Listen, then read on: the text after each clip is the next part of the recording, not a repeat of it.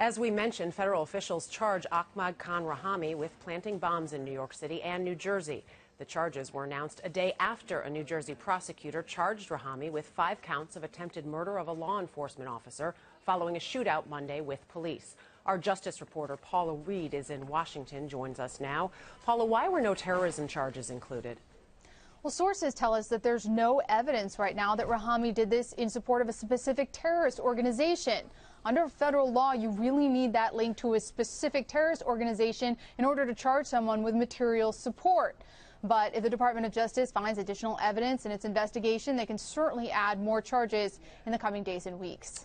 There was the charge weapon of mass destruction. What can you tell us about that charge? Is a pressure cooker bomb a WMD?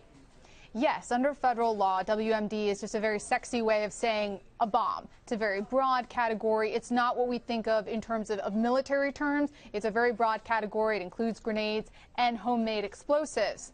This is the same charge that Dzhokhar Tsarnaev, the Boston Marathon bomber, faced in his case. And while it will come with significant penalties, this is not a capital case because no one was killed in the use of this WMD. Why did authorities move so quickly with this charge? That's a great question. They clearly, based on the court filings, have plenty of evidence to support these charges. It seems that most of their work is done. This is really a slam dunk case. But the FBI and the Department of Justice have also come under some scrutiny because they have previously received reports that Rahami may be an alleged terrorist. So filing charges today helped to divert some of that attention. You mentioned those previous reports spurred in part, we believe, by his father. Why didn't the FBI interview Rahami during that investigation?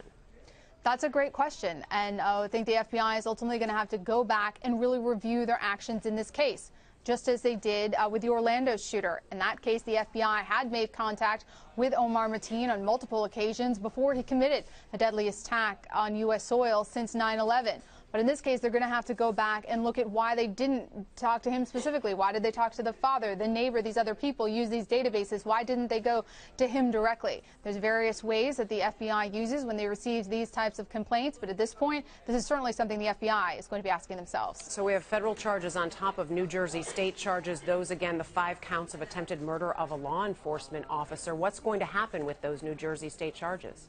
It's a great question because here you have 2 separate federal cases, one in New York, one in New Jersey, and then you have a state case in New Jersey.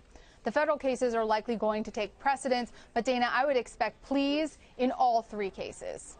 Paula Reed, our justice reporter, thank you.